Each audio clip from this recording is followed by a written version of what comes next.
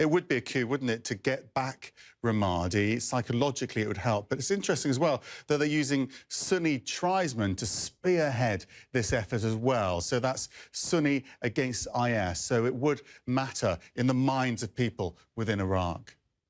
Well, that's a big breakthrough that we can have help from the Sunni tribes. Some of the Sunni tribes are fighting with the government in Baghdad. Some are fighting against the government in Baghdad. But, you know, this is not America's war. It's not our territory that ISIS captured. We didn't have troops in there. Our troops didn't surrender Mosul. So I think we want to frame this carefully. The framing should be this: ISIS is a geostrategic artifact of the conflict between Iran and the Shia sect on the one hand, and Saudi Arabia and Turkey, both Sunni powers, on the other.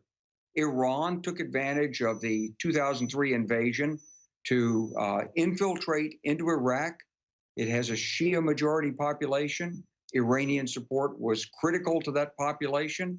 And essentially, through that population, Iran is able to exercise dominance over the government of Iraq, to the exclusion of Sunni tribes who might have been more loyal to Saudi Arabia. And Turkey and Saudi Arabia saw the Iranian move. They saw the Hezbollah activities in Lebanon and Syria. They saw that Iran was consolidating a Shia crescent across the Middle East, which would separate Turkey and Saudi Arabia and keep Saudi Arabia isolated in the Gulf. And they struck back.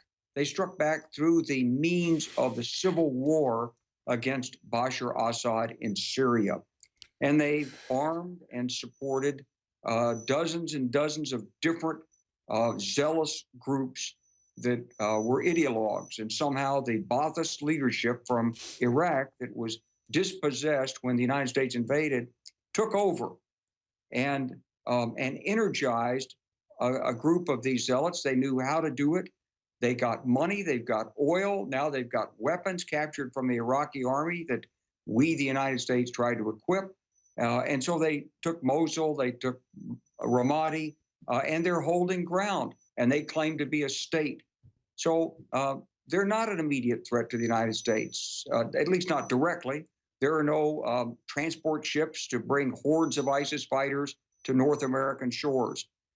There's no bombers. There's no ICBMs from ISIS that could strike America. So it isn't our fight directly. And it's been politicized in the course of this political campaign. So I think we have to keep it in that perspective. Now, do we want to help? Is ISIS troublesome? Yes. Should we try to eliminate them? Yes, we should. Okay. But it can only be done by the powers on the ground with U.S. and other Western countries' support, not U.S. boots. Well, because of America's involvement in both Iraq and Afghanistan, there's always going to be seen to be a link, isn't there? And this real problem that the Afghan forces are having in Sangin, that is also going to come back to be a reflection, really, on American foreign policy as well. And it's looking very, very bad, isn't it? It's a bitter pill, because we put our lives and treasure on the line. I was against the invasion of Iraq. I thought it was a mistake. Of course, we all felt we had to go eliminate Osama bin Laden and his organization, Al-Qaeda, after the strikes of September 11th, 2001. But we embarked on an invasion, on a series of strikes in Afghanistan without a plan to go after Osama bin Laden. When we had him cornered, we failed to take advantage of it. We then found ourselves standing up an Afghan government, and then bit by bit, without a clear strategy, an end state, or political agreement, we found ourselves drawn into a long-standing fight with a group of insurgents who are themselves a creation of Pakistan. And we were never going to win that fight, and we're not going to win it until Pakistan turns off its support for the Taliban. And so that fight, it's a bitter pill. We've lost 2,000 American lives there. We've spent hundreds of billions of dollars. It's a real disappointment for American foreign policy. The invasion of Iraq was a foolish strategic mistake. driven by politics and people who had no understanding of the region. And once we got there, we'd open the door to Iran. So Okay. we have to understand this is the past. We've got to move forward from here. Yes, it's a disappointment. Yes, there's a linkage with America, but this is not our fight.